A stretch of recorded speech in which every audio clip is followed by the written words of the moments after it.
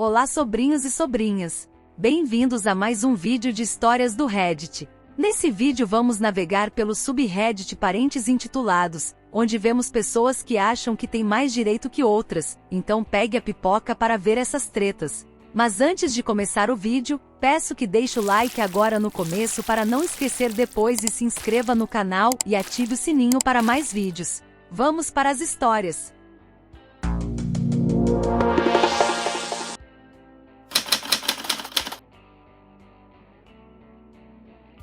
Mãe intitulada e seu filho exigem $12 mil do meu pai. Vou começar dizendo que eu, 25M, venho de um país muito conhecido da África Ocidental e venho de um dos 3 principais grupos étnicos do meu país. Meu país tem muito petróleo e meu pai, 64M, é engenheiro e trabalhou para uma grande empresa de petróleo aqui antes de se aposentar há alguns anos. Ele é o segundo de 3 filhos. Devido ao seu trabalho, salário e posição dentro da empresa, ele se tornou o ganha-pão de toda a família. Seu irmão mais velho teve 7 filhos com sua esposa e seu irmão mais novo teve 2 filhos com sua falecida esposa e meu pai treinou cada um deles. Mandou-os todos para a escola, desde a creche até as escolas primárias e secundárias, e quando todos terminaram o ensino médio, deu a cada um a opção de ir para uma instituição superior ou ajudá-los a iniciar um negócio próprio. Todo Natal, viajávamos para o vilarejo e ele comprava vários sacos de arroz de 50 kg, sacos de feijão, toneladas de mantimentos, peixes especialmente secos e muito mais e ele distribuía para toda a família, tias, tios, etc.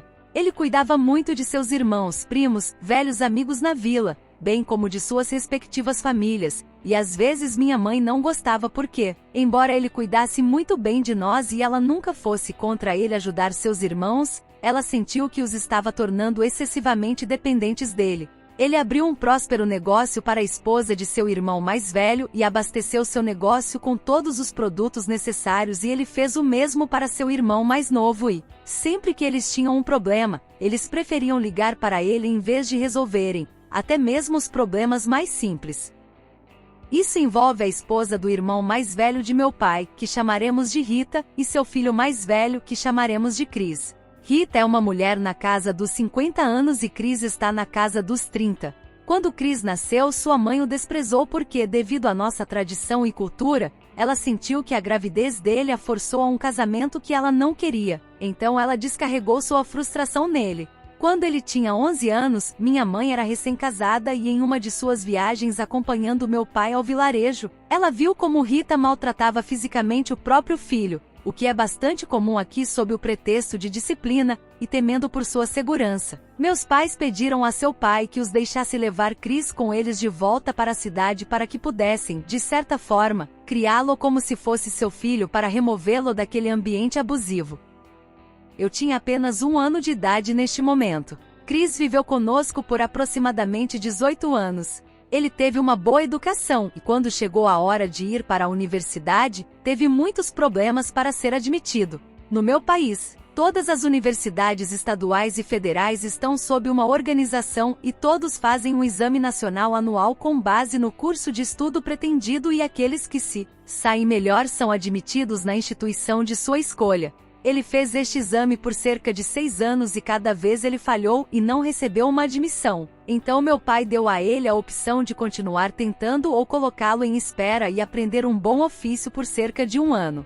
E depois abriria um negócio para ele e talvez pudesse tentar entrar na universidade mais tarde se ainda quisesse.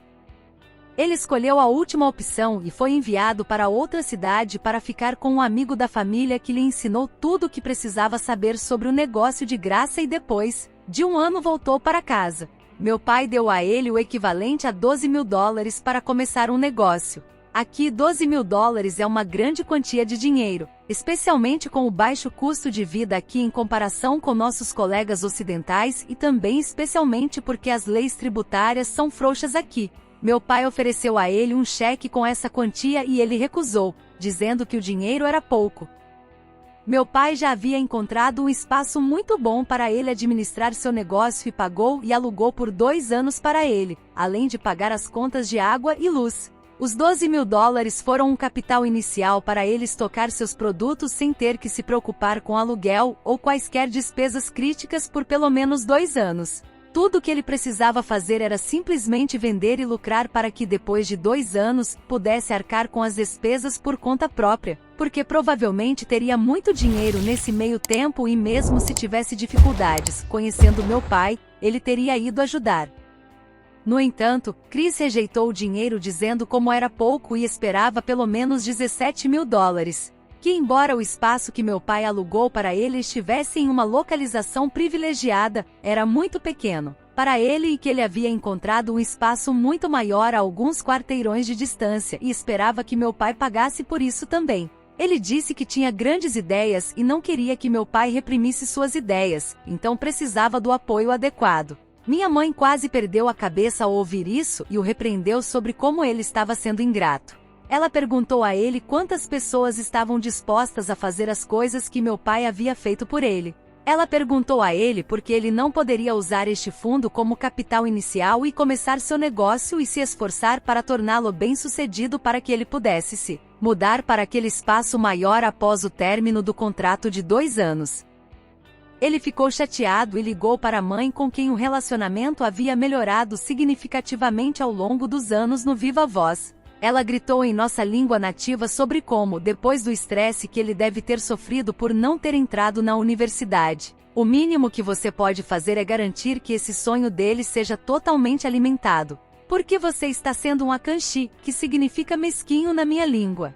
Você tem o dinheiro, então faça o que ele pede da maneira que ele pede. Se você morresse hoje, eles o enterrariam com seu dinheiro? Você não está dando um bom exemplo como o tio dele.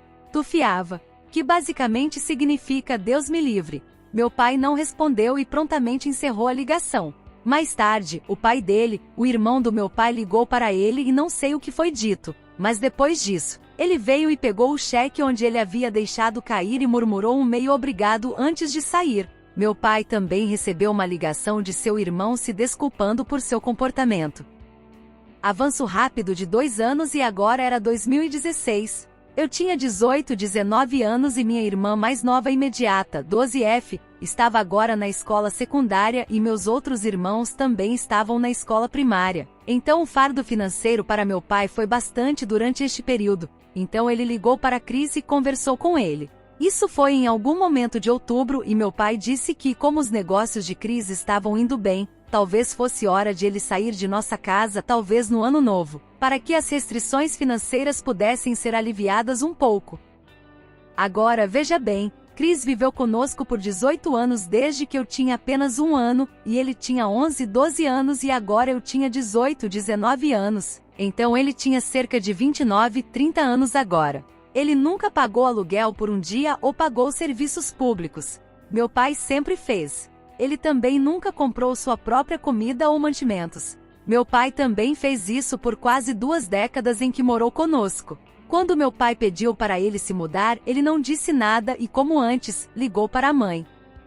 Não tenho ideia do que foi dito, mas ela ligou para meu pai furiosa naquela noite, gritando muito sobre como meu pai nunca se importou com o sucesso de seu filho e trouxe à tona um incidente de 12 mil dólares de anos atrás. Ela disse algo como: você quer que ele saia de sua casa enquanto a irmã de sua esposa ainda mora com você. É assim que você se preocupa com seu irmão e sua família? Meu filho não precisa de você ou de sua caridade. Meu Deus o ajudará a sobreviver com ou sem você, e assim por diante. A irmã da esposa, a que ela se referia, era uma jovem sobrinha de minha mãe que havia perdido os pais em ações militantes em uma de nossas cidades e tinha apenas 15 anos na época. Depois dessa ligação, ele arrumou suas coisas e partiu em algumas semanas. Isso foi em 2016 e não o vi ou ouvi falar dele desde então. Eles veem meu pai como uma pessoa má por não lhe dar a quantia de dinheiro que ele queria e por pedir a ele, um homem de 30 anos com um negócio próspero, que se mudasse. Isso não é nada no grande esquema das coisas. Há mais casos de pais intitulados na minha família e é realmente desconcertante.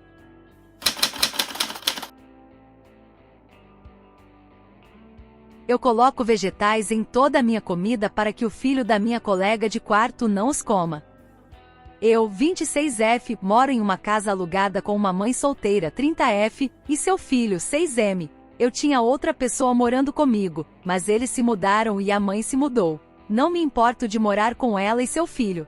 Está tudo bem e nós meio que fazemos nossas próprias coisas. Passo muito tempo na casa do meu namorado ou trabalhando. Nossos horários de trabalho colidem, então realmente não interagimos muito, mas quando interagimos, tudo bem. Não há problema. Quero começar dizendo que ela claramente luta financeiramente, mas não acho que seja uma desculpa. Também não ganho muito dinheiro. No entanto, notei que minha comida desaparecia ou porções eram retiradas. Presumi que fosse o filho dela, então perguntei se ela o impediria de comer minha comida. Eu estava calma sobre isso e ela apenas disse que o impediria caso o mesmo tentasse fazer. Isso realmente não me chateou quando começou. Começou a ficar irritante quando eu chegava em casa do trabalho e esperava ter sobras de uma refeição na geladeira, mas apenas tinha parte da comida ou simplesmente sumido. Eu continuei trazendo isso à tona e ela começou a ficar irritada comigo fazendo isso. Só de observá-los percebi que nenhum deles comia vegetais. E a julgar pela comida que era roubada e pela comida que ficava intocada. Qualquer coisa com verde era evitada. O frango com laranja teria desaparecido, mas o frango e os brócolis permaneceriam intocados. Então comecei a colocar vegetais em tudo. Acho legumes deliciosos. E qualquer coisa verde ou que não fosse feito à base de batata não era comida. Então eu poderia misturar alguns pimentões na comida e estaria tudo bem. De qualquer forma, faço uma grande porção de vegetais com bastante frequência, então comecei a colocá-los em tudo que como. Se eu tivesse sobras de purê de batata, colocaria feijão verde e misturaria. Se eu tivesse sobras de batatas fritas com queijo bacon, colocaria brócolis por cima e misturaria. Normalmente minhas coisas caseiras têm vegetais, mas comecei a garantir que tudo tivesse. Fiz uma panela de macarrão com queijo, a coisa favorita das crianças, e despejei couve de Bruxelas assada. O que é realmente delicioso para mim e estou comendo mais vegetais, então é uma vitória para todos. Ela parecia aborrecida, estávamos todos em casa quando fiz o pote de macarrão com queijo. Ela estava na sala e me viu pegando as couves de Bruxelas e disse, "O que você vai fazer com isso?" E eu os despejei. Ela disse que eu estava sendo gananciosa e irritante. Eu apenas disse eu gosto de couve de Bruxelas e foi isso. Ela disse precisamos de comida, e eu disse a ela para ir comprar sua própria comida. Ou parar de comprar apenas coisas pré-prontas e seu dinheiro irá durar mais. Acho que ela vê isso como um grande ato de vingança, mas eu simplesmente quero poder comer minha comida.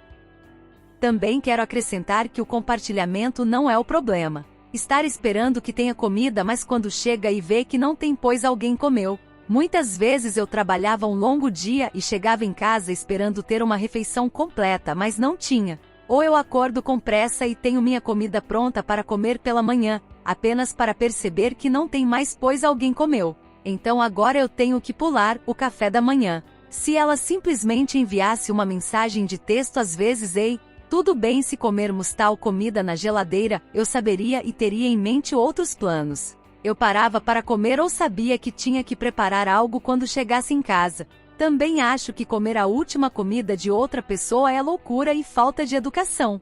Se alguém fizer uma panela grande de alguma coisa e você pedir uma porção, com certeza é algo normal. Mas se alguém fez alguma coisa e sobrou uma porção e você come sem permissão, isso é péssimo. Então me digam, o que acharam das histórias? Deixe aí nos comentários para que eu possa ler. E se tem alguma história para compartilhar comigo, me envie pelo e-mail tiadoreddit@gmail.com. Quem sabe um dia sua história apareça no canal. Se gostou do vídeo, não deixe de dar o like e se inscrever no canal para mais vídeos assim. Até a próxima!